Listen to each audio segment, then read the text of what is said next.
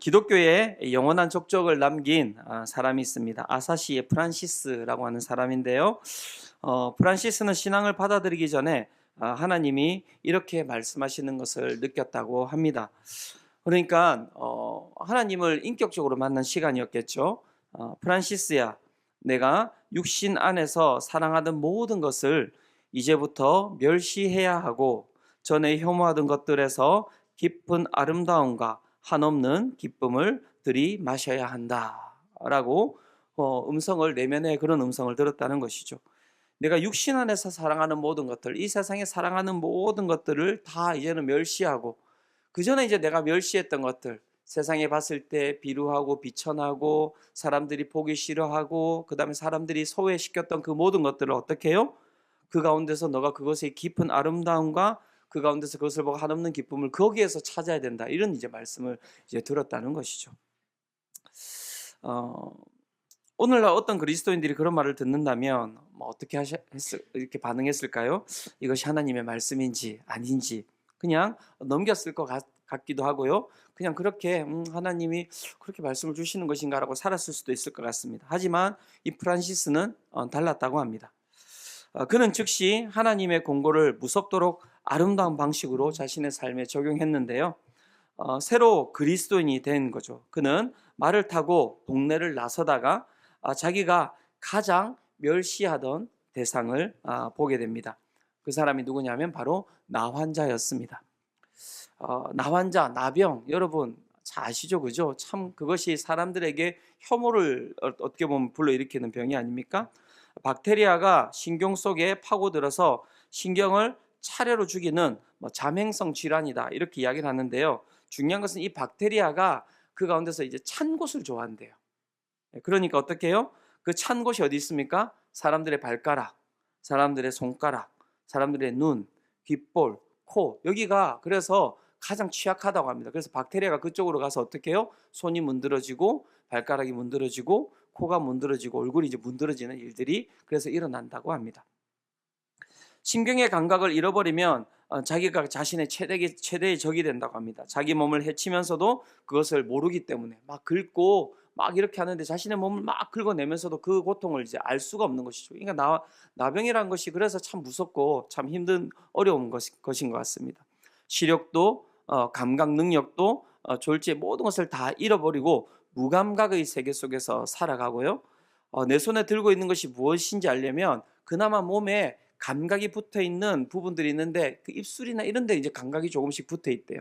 그러면 뭐 1mm도 안 되는 부분들 거기에다가 그 물건을 갖다가 부벼서 이것이 무엇인지를 이렇게 알게 되고 이렇게 한다고 합니다. 그러니까 참 어떻게 보면 무서운 병이라고 할 수가 있겠죠. 나환자들의 소름 끼치는 몰골이 아니라도 세상에서 웬만한 사람들은 이 나환자들을 멀리하고 이 경원시했던 것 같습니다. 이 프란시스가 살았던 시대는 훨씬 더 심했고요. 그러니까 신에게 저주받은 사람들, 우리하고 같이 함께 살아갈 수 없는 자들. 그런데 그가 지나가다가 그 나환자를 본 것이죠. 프란시스는 이전에 이 나환자들에 대해서 이렇게 이야기했다고 합니다. 죄만은 내 평생에 나환자를 보는 일만큼 역겨운 일은 없었다. 이렇게 이제 이야기했다고 합니다. 그러니까 그 아주 혐오하는 자신에게 있어서는 아주 혐오하는 대상이 누구였냐면 바로 이 나환자들이었던 것이죠. 그런데 주님께서 주신 그 말씀이 그의 마음 가운데 임함으로 말미암아 그 가운데 새롭게 잦은 충만한 신앙으로 그 가운데 나환자 앞에 그가 어떻게 하냐면 그 지나가던 길에서 그 나환자 앞에 무릎을 꿇고는 허옇게 그 문드러진 손에 그가 입을 맞추기 시작합니다. 그리고 그는 근처 나환자촌으로 이동하게 됩니다. 프란시스는 걸핏하면 그들을 멸시했던 것에 대해서 그들 앞에서 용서를 구하고요. 그들에게 그가 가지고 있는 모든 재산을 일일이 나누어 주면서 입을 맞추기 전에는 떠날 뜻이 없음을 그 가운데 보여주면서 한 명 한 명에게 입을 맞추면서 그들에게 용서를 구했다라고 합니다. 핏기 없이 뭉그러진 입술들의 감촉을 기쁘게 받고 나서야 그는 다시 말을 타고 그렇게 길을 떠났다고 합니다. 이 프란시스의 이야기에 대해서 어떤 이가 이렇게 이야기를 하였습니다. 많은 사람들이 거기까지만 간다. 신앙에 대한 논증에 설득되어 피상적으로 생각이 변한다. 이 무슨 얘기냐면 신앙에 있어서 아무리 그 가운데 중요한 말씀이 던져진다 할지라도 수많은 사람들이 그냥 말씀을 듣고 그냥 말씀이 그냥 그 가운데 내 가운데 있구나라고 생각하지 거기에서 어떤 삶의 변화도 일으키지 않는다라고 이야기를 하고 있는 거예요. 그러나 프란시스의 행위는 놀랍도록 명백했다. 근본적으로 변화된 인간에 대한 무섭도록 아름다운 비유였다.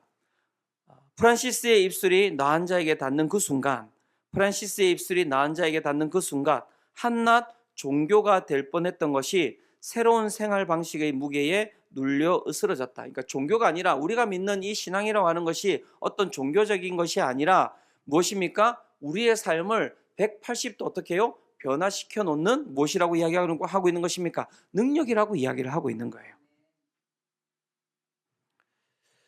프란시스의 삶을 살펴보면 정말 그렇지 않습니까? 세상에서 살아가는 사람들과의 삶과 다른 것이죠. 또한 신앙을 가지고 있다고 이야기하는 신앙인들과도 달라 보이지 않습니까? 그러면 우리가 물어봐야 하는 것이죠. 무엇이 이 사람을 변화시켰냐라는 것입니다. 무엇이 이 프란시스라고 하는 이 사람을 어떤 경험을 하게 했고, 외부적으로는 봤을 때 아무렇지도 않은 그냥 평범한 사람일 뿐인데요, 전혀 다를 것이 없어 보이는 그 사람의 인생을 무엇이 그렇게 변화시켜 놓았는가에 대해서 우리가 질문할 필요가 있습니다. 왜 그렇습니까? 우리도 동일하게 프란시스와 같이 신앙생활을 하고 있는데 여러분 어떻습니까? 그 삶의 변화를 여러분들은 경험하고 있습니까? 저도 그렇고요. 잘 안 보이는 것 같아요. 오늘 이 말씀을 통하여서 우리의 삶을 변화시키는 그 하나님의 능력과 은혜를 경험하시는 우리 모든 성도님들 되시기를 축원합니다. 오늘 본문에서는 하나님의 성전에 있는 기물들이 나옵니다. 그 기물들은 세상의 것과는 전혀 다를 바 없는 똑같은 재료로 사용되었고요. 세상의 것과 다를 바 없이 똑같이 생긴 기물들이었어요. 뭐 촛대가 있고 뭐가 있는데 그 모든 것들이 다 그 시대에 다른 어떤 제사상에서 어떤 제물을 드리는 곳에서 볼 수 있는 그런 것들이었고요. 특별하게 다른 이 세상에 없는 그러한 물질로 만들어진 것도 아니고 모두가 구하기 그렇게 쉬운 그러한 물질로 하나님의 성전의 기물들이 만들어졌지요. 그런데 중요한 것은 그 기물들이 무엇입니까? 세상의 것들과는 달랐다는 것입니다. 왜냐하면 그 세상의 것들과 달랐다는 것이 무엇을 의미하는 것이냐면 그 세상의 기물들은 그냥 이렇게 만져도 예를 들어서 여기 이제 컵이 있는데 그냥 똑같은 컵 아닙니까? 집에 있는 컵이랑 그런데 어떤 일이 벌어졌냐면 어떤 사람이 들어와서 그냥 아무 생각 없이 하나님의 성전에 있는 이 기물을 만졌을 때 어떤 일이 벌어졌을까요? 그 사람이 거기서 죽어 나가는 거예요. 그러니까 묘한 일이 생기는 거죠. 묘한 일이 생기는 거죠. 아니 분명히 내가 가지고 있는 것과 다를 바 없는데 분명히 내가 가지고 있는 것과 똑같은 것인데 무엇이 다른 것입니까? 하나님의 소유가 되었다는 것만으로 그 가운데 어떤 일이 벌어지고 있는 것입니까? 그 기물이 성격과 모든 것이 달라져 버렸다. 이렇게 이야기를 하고 있는 것이죠. 세상의 것과 다를 바 없는 이 기물들이 하나님의 것이 되는 것을 성경은 어떻게 설명하고 있냐면 그것을 이 단어로 표현하고 있는데요. 거룩하다라고 이야기하고 구별되었다 이렇게 이제 표현하고 있는 것입니다. 출애굽기 30장 29절에 이렇게 이야기합니다. 그것들은 지극히 거룩한 것으로 구별하라. 이것에 좁혀가는 것은 모두 거룩하리라. 그래서 그 가운데 하나님의 소유가 된 그 모든 기물들은 무엇입니까? 거룩하고 구별된 것이다 라고 이야기를 하고 있는 것이죠. 구별되다 라고 하는 것은 무엇을 의미합니까? 다른 것이 아닙니다. 봉헌되어지다, 그 다음에 성별되어지다, 다른 것과는 다르다라는 뜻을 가지고 있는 것으로 그 소유가 하나님의 것으로 기속된다라는 의미를 가지고 있습니다. 하나님의 소유가 되는 과정에 대해서 오늘 우리가 읽었던 그 본문이 이야기를 해주고 있는데요. 오늘 본문은 하나님의 그 소유가 되는 과정을 어떻게 이야기하고 있습니까? 먼저 관유라는 것을 만들게 되고요. 그 관유로 어떻게 해요? 그 가운데 기름을 만들게. 그 기름으로 어떻게 해요? 그것을 그 기물들에게 붓는 작업들을 하게 됩니다. 30장 26절에서 29절에 보면 그 관유를 만들고 그 관유를 어떻게 하는지, 그 기물들에 대해서 어떻게 하는지를 보여주고 있는데요. 이렇게 이야기합니다. 30장 26절입니다. 너는 그것을 회막과 증거궤에 바르고 상과 그 모든 기구이며 등잔대와 그 기구이며 분향단과 및 번제단과 그 모든 기구와 물두멍과 그 받침에 어떻게 하는 것입니까? 발라 그것들을 지극히 거룩한 것으로 구별하라. 이것에 접촉하는 것은 모두 어떻게 될 것이다? 거룩할 것이다. 그 기물이 그 가운데서 거룩해지고 구별된 유일한 이유는 무엇이냐면 다른 것이 아니라 그것이 어떻게 해요? 하나님이 만들라고 하신 그 관유, 기름이라고 하는 그 기름에 어떻게 해요? 접촉되었기 때문에 그렇습니다. 그것이 발라졌기 때문에 그런 것이다 라고 이야기를 하고 있는 것이죠. 외부적으로는 그것이 발라졌다고 해서 전혀 또한 달라지는 것이 없습니다. 그냥 바르고 접촉함으로 말미암아 그냥 그것이 무엇입니까? 하나님의 것으로 귀속되어졌다, 이렇게 이야기를 하고 있는데요. 이 발라졌다, 그 다음에 그 가운데 기름 부어졌다 라고 하는 그 단어는 그래서 되게 중요한 단어입니다. 왜냐하면 그것은 어떤 기물에게만 바르고 기물에게만 부어진 것이 아니기 때문에 그렇습니다. 이것은 특정한 사람에게도 어떻게 해요? 바르고 부어졌다, 이렇게 이야기를 하고 있습니다. 출애굽기 30장 30절에 이렇게 이야기를 하고 있습니다. 너는 아론과 그의 아들들에게 기름을 발라 그들을 거룩하게 하고 그들이 내게 제사장 직분을 행하게 하고. 자, 이 관유를 갖다가 누구에게 바르라고 했습니까? 예, 아론과 그의 아들들에게 발라라. 그죠? 아론과 그의 아들들에게 이렇게 기름을 부르고 기름을 발랐을 때 그들이 어떻게 되었습니까? 예, 거룩한 제사장이 되었다, 이렇게 이야기를 하는 거예요. 제사장이 되는 방법은 다른 방법이 없습니다. 공부를 열심히 하고 그 가운데 똑똑하고 뭐 이런 방법이 아니고요. 어떻게 해야지만 제사장이 될 수 있습니까? 예, 그 가운데서 기름 부음을 받아야지만이 제사장이 될 수가 있는 것이죠. 제사장뿐만이 아니었습니다. 그 시기에 누구입니까? 왕과 선지자들도 어떻게 되었습니까? 그들이 세워질 때는 반드시 행해야 되는 일이 있습니다. 그것이 무엇이었습니까? 예, 기름 부음을 받는 것이죠. 기름 부음을 받는 것이죠. 그래서 그 인간에게, 사람에게 그 가운데 관유를 붓는다라고 할 때 그 의미가 어떤 것인지를 한번 살펴볼 필요가 있는데요. 이것이 도대체 무슨 의미를 가지고 있는 것일까? 하나님의 것이 된다는 의미를 가지고 있는데 그 하나님의 것이 된다는 것에는 도대체 어떤 의미가 들어있을까를 한번 살펴봐야 될 텐데요. 거기에서는 이 세 가지의 의미가 있다고 합니다. 기름을 바른다, 관유를 붓는다, 기름을 붓는다라고 할 때 이 바르다, 붓는다라고 하는 이 단어는 히브리어로 마샤흐라고 하는데요. 이 마샤흐에는 이런 의미를 가지고 있다고 합니다. 첫 번째는 어떤 개인이나 어떤 대상에게 기름을 붓는다는 것은 하나님께 봉사할 수 있는, 하나님께 봉사할 수 있는 권위가 위임되는, 하나님께 봉사할 수 있는 그러한 직분을 주는, 그래서 하나님께 봉사하는 것은 아무나 할 수 있는 것이 아니다. 그죠? 그래서 그 가운데 기름 부은 받은 자만이 그 가운데 하나님께 봉사를 할 수가 있는데 아론도 마찬가지죠. 대제사장으로 어떻게 기름 부음을 받았기 때문에 그 사람만 어디에 들어갈 수 있습니까? 예, 지성소라고 하는 하나님께로 직접적으로 하나님을 만날 수 있는 장소에는 그 사람 한 명만 들어갈 수 있는 거예요. 그래서 어떻게 해요? 그게 들어갈 때 대제사장들이 무엇을 이렇게 딱 이렇게 묶고 들어갑니까? 예, 방울 달린 끈을 묶고 들어가는 거 알고 계시죠? 방울 달린 끈을 왜 묶고 들어갈까요? 네, 네. 거기에서 잘못하면 죽기 때문에 그래요. 그럼 어떻게 됩니까? 죽으면 이렇게 끌고 나와야 되거든요. 왜? 그 안에는 아무나 못 들어가요. 그러니까 그냥 기름 부음 받았다는 그 하나만으로 그 장소에 들어갈 수 있는 힘이 생기고 그 장소에 들어갈 수 있는 어떻게 해요? 권위가 생기는 거예요. 신기하죠. 그죠? 신기하죠. 오늘도 그런 일이 벌어지면 어떻게 될까요? 여기가 지성소 아닙니까? 하나님을 직접적으로 만날 수 있는 곳 아닙니까? 우리가 다 나갈 때 몇 명이 살아서 나갈 수 있을까요? 우리 옆에 있는 분들에게 한번 이야기해 주셔야 됩니다. 살아나가시기를 축원합니다. 이렇게. 네. 그죠? 예. 이렇게 내가 잠시라도 생각을 갖다가 다른 데 팔거나 내가 하나님에 대해서 집중하지 않거나 내 마음 가운데 다른 육체의 정욕이 드러나거나 그러면 바로 그 자리에서 어떻게 되는 것입니까? 네, say goodbye예요. 그냥 이렇게. 네, 그냥 죽는 거예요. 그러면 이렇게 되는 거죠, 그죠? 예. 야, 그러니까 우리가 참 예수님께 감사해야 됩니다. 그죠? 예, 참 예수님께 감사해야 됩니다. 그래서 은혜의 보좌 앞으로 담대히 나갈 수 있도록 그 하나님 예수님께서 지성소를 어떻게 해요? 그 모든 것들을 이렇게 부수셨죠, 그죠? 예, 찢으셨죠. 예. 자, 그렇게 어떻게 보면 기름 부음 받았다라고 하는 것은 특별한 봉사를 할 수 있는 무엇입니까? 그 가운데 힘이 주어지는 것이죠. 권위가 위임되는 것을 뜻하는 것입니다.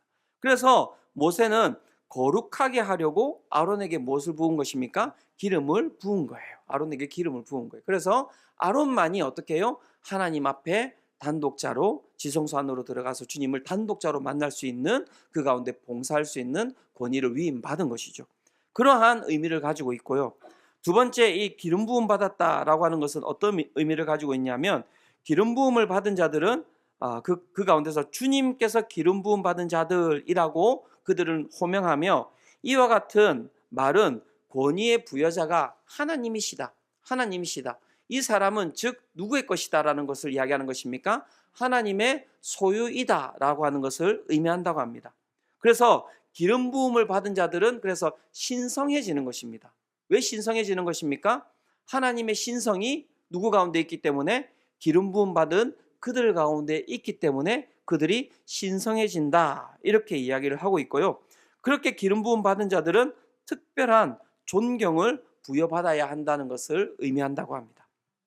셋째로 기름 부음 받는다라고 하는 것, 기름을 바른다라고 하는 것은 어떤 의미를 가지고 있냐면 하나님의 권한을 부여한다라는 뜻을 가지고 있는 것이죠. 그래서 그 기름 부음에는 무엇이 있냐면 하나님의 권세와 하나님의 힘과 하나님의 그 영광이 그 가운데 어떻게 해요? 그 가운데 전달되는 것입니다.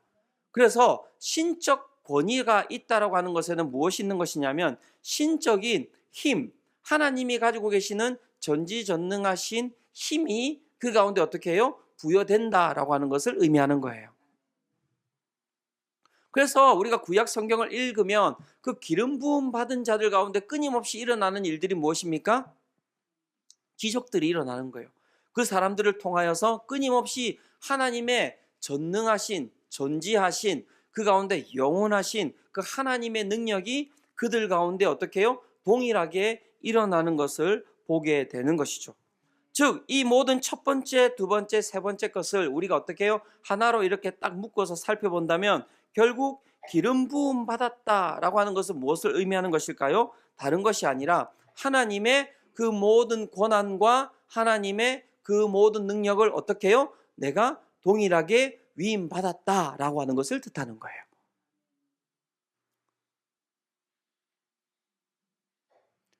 다들 잘 따라오고 계시죠? 네. 그렇죠? 예. 그 하나님의 권한 위임은 그래서 그냥 기름 부음을 받고 그 가운데서 끝나는 것이 아니라 하나님의 임재가 그 가운데 함께 하심으로 말미암아 그 가운데 능력들이 그 가운데 일어나기 시작하는 것입니다. 하나님의 임재로 말미암아 능력들이 일어난다.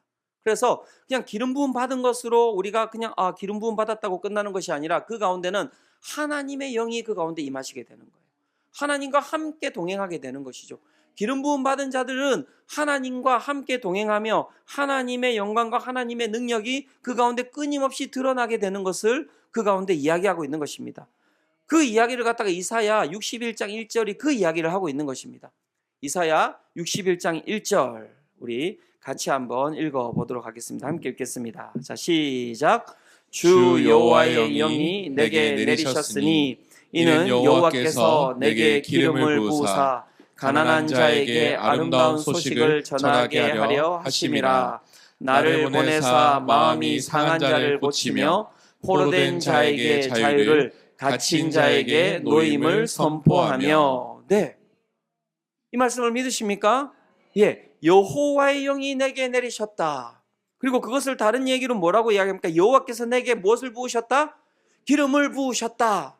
그래서 여호와 하나님의 영광이 내 가운데 거할 때 어떤 일이 벌어진다는 것입니까? 가난한 자에게 아름다운 소식이 전파되고 마음이 상한 자가 그 가운데 치유되고 포로된 자가, 갇힌 자가 그 가운데서 자유케 되는 역사가 일어난다는 거예요. 그러니까 하나님의 영이 그 가운데 하나님의 기름 부음을 받았다라고 하는 것이 얼마나 큰 영광스러움인지 사랑하는 성도님들 깨달아 아셔야 됩니다. 그렇다면 여러분, 그 기름 부음 받은 자가 누구입니까? 그 기름 부음 받은 자가 누구입니까? 그 하나님의 영의 그 가운데 임재하심과 그 여호와의 기름 부음 받은 자가 누구입니까? 바로 여러분 예수 그리스도이시죠. 그래서 예수 그리스도라고 이야기할 때 예수님은 이름이고요. 그리스도는 무엇입니까? 예, 호칭이죠. 메시아, 히브리어로는 메시아, 그리고 헬라어로는 그리스도. 뜻이 무엇입니까? 기름 부음 받은 자예요. 그 기름 부음 받은 자라는 뜻이 메시아 가운데 들어가 있는 거예요. 즉 기름 부음 받은 자가 우리의 무엇이 될 수 있다는 것입니까? 구원자가 될 수 있다, 이렇게 이야기를 하는 것이죠. 그래서 예수님께서 이 땅 가운데 오심으로 말미암아 그 이사야 61장 1절에서 있었던 그 예언이 어떻게 해요? 이 땅 가운데 이루어지게 되는 것이죠. 38년 된 병자가 일어납니다. 지금 우리가 요한복음 계속해서 묵상하고 있지 않습니까? 나면서 눈먼 자가 눈을 뜨게 됩니다. 앉은뱅이가 일어서게 됩니다. 귀신 들린 자가 자유케 됩니다. 죽었던 그 아들이 살아나고요. 죽은 나사로가 그 가운데서 일어나는 그 일들이 벌어지는 것, 무엇 때문입니까? 기름 부음 받은 자가 걸어가는 곳곳마다 그 가운데 어떤 일이 일어난다는 것입니까? 하나님의 신적인 능력이 그 가운데 임함으로 말미암아 그 가운데 아픈 자들, 고통당한 자들, 묶여 있는 자들이 회복되는 역사가 일어난다라고 이야기를 하는 것이죠. 궁극적으로 예수님의 그 본질적인 그 모든 목표는 무엇이었습니까? 십자가에 달려 죽으심으로 말미암아 그 모든 죽음의 권세를 무너뜨리고 그 예수 그리스도를 믿는 모든 자들에게 영원한 생명을 허락하셨다는 것입니다. 사랑하는 성도 여러분, 그 예수 그리스도로 말미암아 자유함을 누리시기를 축원합니다. 이건 제가 이제 우리 미디어 팀에 드리진 않았는데요. 고린도서 4장 7절에서 10절에 그래서 그 기름 부음 받은 자, 그 예수 그리스도를 만난 자들이 살아가는 삶이 어떤 능력이 있는지에 대해서 너무너무 바울이 잘 설명을 해주고 있는 거예요. 한번 잘 들어보시기를 바랍니다. 우리가 이 보배를 질그릇에 가졌으니, 여기서 이야기하는 이 보배가 무엇이냐면 예수님이고요, 질그릇이 무엇이냐면 우리예요. 우리. 이는 심히 큰 능력은 하나님께 있고 우리에게 있지 아니함을 알게 하려 함이라. 우리가 사방으로 우겨쌈을 당하여도 쌓이지 아니하며 답답한 일을 당하여도 낙심하지 아니하며 박해를 받아도 버림받지 아니하며 곡구럭들임을 당하여도 망하지 아니하고 우리가 항상 예수의 죽음을 몸에 짊어짐은 예수의 생명이 또한 우리 몸에 나타나게 하려 함이라.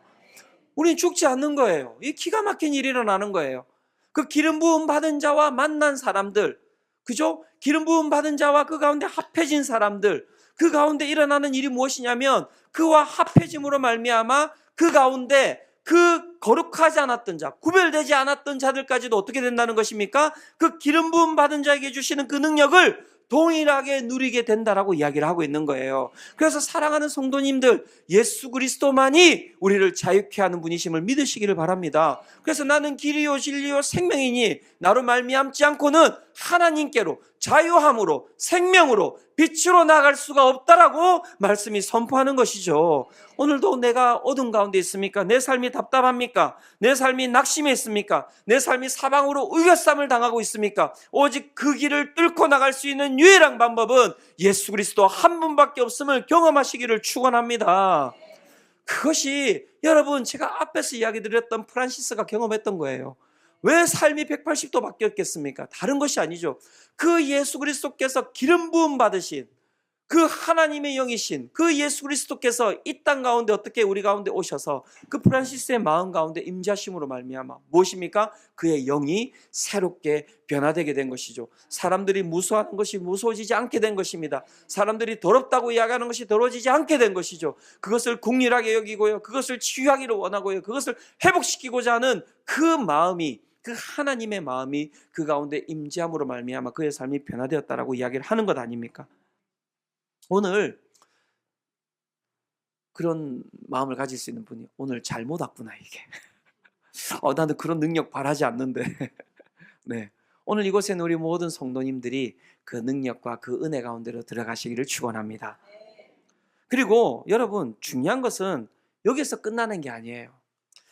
그 예수님께서 승천 하시면서 어떤 얘기를 하셨습니까? 우리에게도 동일한 무엇을 주셨습니까?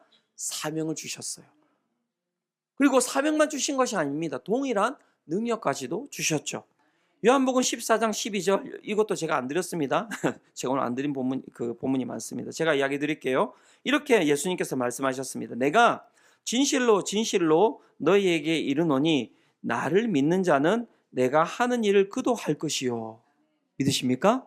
예, 나를 믿는 자는 내가 하는 일을 그도 할 것이요. 또한 그보다 큰 일도 하리니 이는 내가 아버지께로 감이라.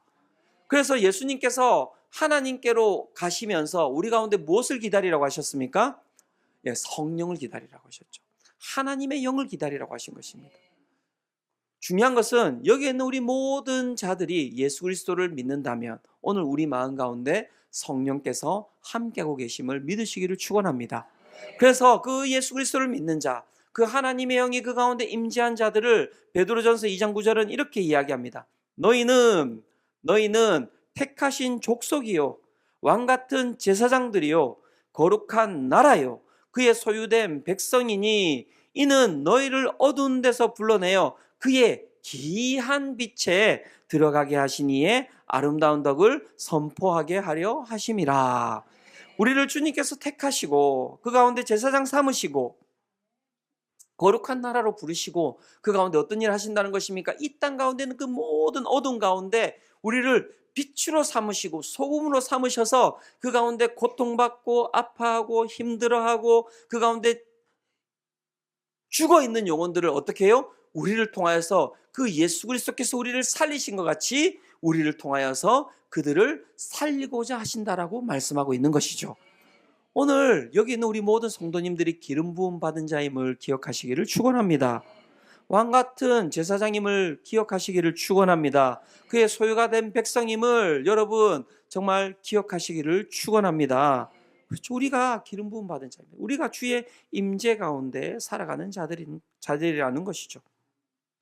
그 은혜를 우리가 누리며 살아가는데 그래서 주님께서는 그 은혜를 우리만 누리며 살아가는 것이 아니라 이 땅 가운데 오늘도 고통당하는 자들에게 그 마음을 흘려보내고 그 능력을 흘려보내라고 말씀하고 계시는 것이죠. 사랑하는 성도 여러분, 무엇을 바라보며 살아가고 계십니까? 이것이 오늘 그리스도인의 정체성이에요, 여러분. 그냥 내 삶에 그냥 편안하고 그냥 내 삶에 그냥 뭐 어떤 일도 일어나지 않고 그냥 세상에서 이야기하는 잘 먹고 잘 살고 이것을 위해서 우리가 부름받은 것이 아니라 첫 번째 주님께서 주시는 그 은혜를 풍성히 누리고 그렇죠? 누린 것으로 끝나는 것이 아니라 그 은혜를 어떻게 해요? 나로 말미암아 이 세상 가운데 흘려보내는 자로 살아가는 것이 우리의 정체성임을 기억하시기를 축원합니다. 이 이야기를 하고 설교를 마무리하고자 합니다. 여러분 차인표 씨 아십니까? 네, 모를 리가 없겠죠, 그렇죠? 네, 혹시 모르는 사람들이 있는 건 아니겠죠? 네, 차인표 씨가 정말 여러분 아주 독실한 크리스찬이잖아요, 그죠? 예, 컴패션이라는 단체에서 정말 엄청 열심히 일하고 있는 것도 아시죠, 그죠? 그런데 그가 처음에는 그렇지 않았다고 합니다.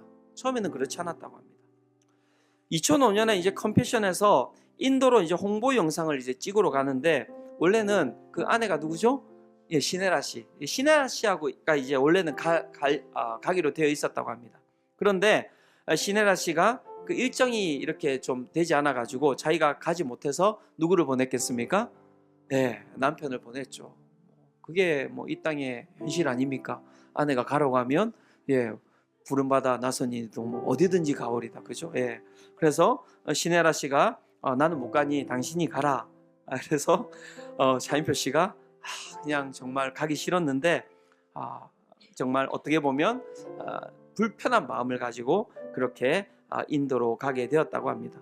그래서 마음 가운데 이런 마음이 많았대요. 아니 우리나라 안에도 불쌍한 사람들 되게 많은데 왜 자신이 굳이 거기 가서 그런 사람들을 섬겨야 되지? 그렇게 그냥 불만을 가지고 아내가 가라고 하니까 갔다고 합니다. 그런데 이 봉사단체가 원래는 어떤 단체냐면 다 자비량이라고 하죠. 자기 돈으로 다 이렇게 뭔가를 하는 거예요. 그러니까 홍보를 그 찍으러 가면 인도까지 가는데 비행기 값을 누가 내야 되는 것이겠습니까? 네. 그러니까는 연예인들 자기가 내서 가는 거예요. 그런데 차인표 씨가 어떻게 했냐면 전화해가지고 이건 관행인데 내가 가는 비행기 티켓 값을 당신들이 내주셔야겠다. 내 티켓을 끊어달라. 이렇게 이야기를 했다는 거예요. 그러니까 어떻게 보면 좀 그 컨벤션 단체에서 되게 좀 마음이 힘들었을 것 같아요. 그래도 이제 가는데 사람들이 꼴도 보기 싫었대요. 꼴도 보기 싫어가지고 그냥 내가 진짜 이 사람들하고 절대 마주치지 않도록 할 수 있는 방법은 내가 가지고 있는 마일리지를 합쳐가지고 나는 퍼스트 클래스로 가야겠다. 그래가지고 1등석에 갔는데 아무도 없이 자기만 그래 1등석에서 이렇게 딱 타고 이렇게 편안하게 그렇게 이렇게 갔다고 합니다. 도착했는데도 도착해서도 어떻게 보면 이제 이 홍보 영상이잖아요. 그러니까 막 사진도 찍고 막 이래야 되지 않습니까? 그럼 어떻게 되겠습니까? 얼굴도 환하게 해야 되고 얼굴도 잘 보여줘야 되고 이렇게 하는데 사람들이 꼴이 보기 싫으니까는 이따만한 선글라스 끼고 그 가운데 얼굴도 보여주지 않고 그렇게 하면서 이제 사진을 찍으면서 다녔다고 하는 거예요. 사람들이 이 차인표 씨가 이제 너무나 무서워가지고 워낙 고자세다 보니까는 이렇게 아무 말도 하지 못하고 그렇게 천정긍긍하고 있는데 이제 인도의 이 콜카타라고 하는 아주 이제 시골 마을로 이제 가야 되는 일이 발생한 거예요. 그래서 이제 그 가운데 다른 사람들이 스태프들이 이제 말도 하지 못하고 그 가운데 이제 컴패션 대표가 와가지고 이 차인표 씨한테 이렇게 이야기했다고 합니다. 차인표 씨, 이제 우리가 저 시골이란 이제 콜카타라고 하는 시골 마을에 가서 아이들을 만나야 하는데 이 아이들은 정말 이 세상에서 제일 가난한 아이들입니다. 죄송한데 아이들을 만나면 사랑한다 말해주시고 위로한다 말해주시고 너는 사랑받기 위해 태어났다라고 말 좀 해주실 수 있겠습니까? 이렇게 이제 이야기를 했다는 거예요. 그래서 이제 차인표 씨가 그 정도는 뭐 이제 할 수 있다고 그렇게 알았다고 이야기를 하고 이제 그 버스를 타고 이제 그렇게 그 콜카타라는 마을로 갔다고 합니다. 버스를 타고 가는데 막 그 버스가 되게 불편했다고 해요. 막 의자는 직각이죠. 그 다음에 뭐 5시간 동안 타고 가는데 막 모기가 다른 사람들은 하나도 물어뜯지 않고 자기가 왜 그렇겠어요? 하나님께서 꼴 보기 싫으니까 모기한테 물어뜯으라고 했겠죠. 모기가 자기만 물어뜯는 것 같고 그래가지고 이제 막 그렇게 고생을 해서 이 콜카타라는 마을에 이제 도착했다는 것이죠. 도착해서 이렇게 딱 내렸는데 거기 앞에 이제 아이들이 이렇게 막 이렇게 서 있었대요. 서 있는데 아이들이 막 다 이제 어떤 옷을 입고 있었겠습니까? 다 흰 옷을 입혀놨대요. 근데 여러분 아시잖아요. 그 아이들이 막 이렇게 막 못 먹고 못 살고 하는데 뭐 씻기는 했겠습니까? 그냥 누가 이렇게 VIP처럼 누가 온다고 하니까 어떻게 해요? 이렇게 아이들 그냥 이렇게 옷 입혀가지고 했는데 딱 내리자마자 그냥 이렇게 냄새가 나고 애들이 흰 옷을 입었지만 그 모습이 이제 꼬실꼬실하고 하니까는 뭐 이렇게 별로 이제 기대도 안 되고 막 그렇게 있었다는 거예요. 그렇게 하고 이제 내리고 이제 어쨌든 자기가 해야 될 일이 있으니까 가서 아이들한테 사랑한다 이야기하고 위로한다 이야기하고 너는 사랑받기 위해 태어났다라고 이야기를 하려고 이렇게 딱 앞으로 나갔는데 그 앞에 맨 앞에 서 있던 애가 이제 한 5살에서 6살 되는 애가 있는데 그 이제 앞에 나와 있던 그 첫 번째 애가 이렇게 자신을 보더니 이렇게 쭉 나와가지고 자신의 손을 이렇게 덥석 잡더래요. 그런데 이렇게 자신이 그 손을 갖다가 아이가 자신의 손을 덥석 잡는 그 순간에 자기 마음 가운데서 이런 음성이 들렸다는 것입니다. 내가 너를 사랑한다. 너는 정말 사랑받기 위해 태어난 것이야. 인표야, 내가 너를 이때까지 기다리고 있었단다. 이 작은 마을에서 너 만나기 위해서 기다리고 있었단다. 우리 위로하면서 함께 가지 않겠니? 그러니까 주님께서 그 낮고 낮은 곳에 그 어떻게 보면 그 험악한 곳에 그 차인표 씨를 기다리고 있었다는 것이죠. 그리고 그가 그렇게 손을 잡았을 때 그가 위로하러 온 것이 아니라 그 아이를 통하여서 하나님께서 어떻게 해요? 그 가운데 임재하신 것이죠. 그게 여러분 기름 부으심이에요. 그리고 나서 그 이후에 차인표 씨의 삶이 완전히 180도가 바뀌었다라고 이야기합니다. 그러면서 그 가운데 매년마다 아시죠? 이 차인표 씨하고 그 가운데 시네라 씨가 이 컴패션 가운데 여러분 30명에서 50명이 되는 애들을 매년마다 후원하면서 살아가고 있다는 것이죠. 자신의 삶이 완전히 변화된 거예요. 그 주님을 만나기 전에는 그저 나만을 위해서 나의 입과 나의 배만을 채우면서 살았던 인생이었는데요, 하나님을 만난 그때에 무엇입니까? 그가 기름 부음 받은 자가 된 것이죠.